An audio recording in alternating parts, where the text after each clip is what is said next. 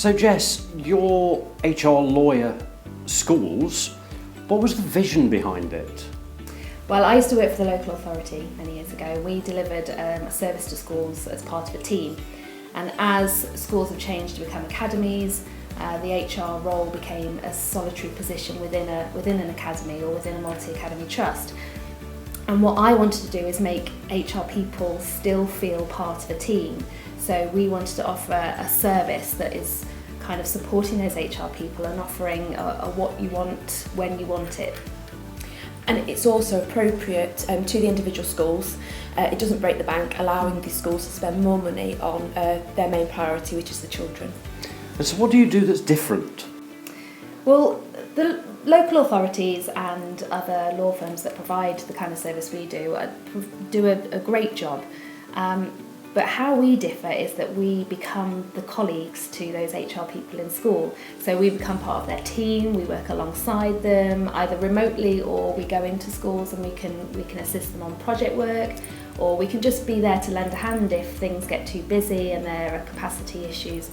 So it's about being present, sort of side by side with those HR people in school, and saying to them that no job is too big or too small, we just want to help and it's all important to us as it is to them. And what do you actually do then for schools?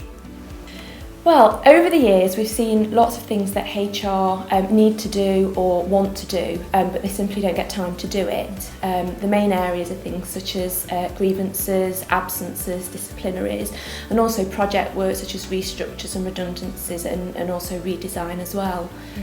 And I think things like managing absence, it's a massive money saver if we can help them manage it.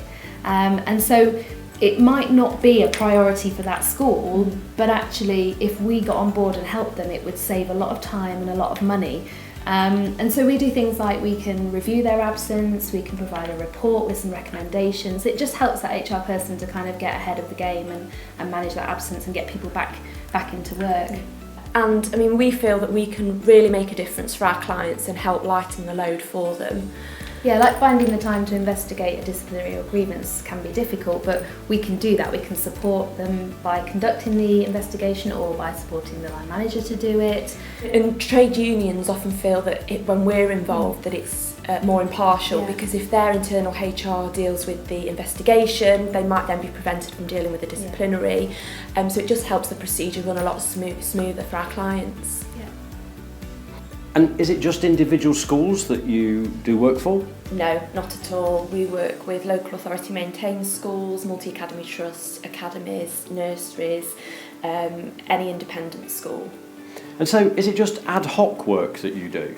No, I mean, whilst we want to work with the schools plugging any gap that they might have with their current provider, for example, we would really love to partner with them on a retainer basis so that we can get to know them, get to know their multi-academy trust, and so we can provide the best advice for that school in relation to the multi-academy trust that it's part of or the academy itself.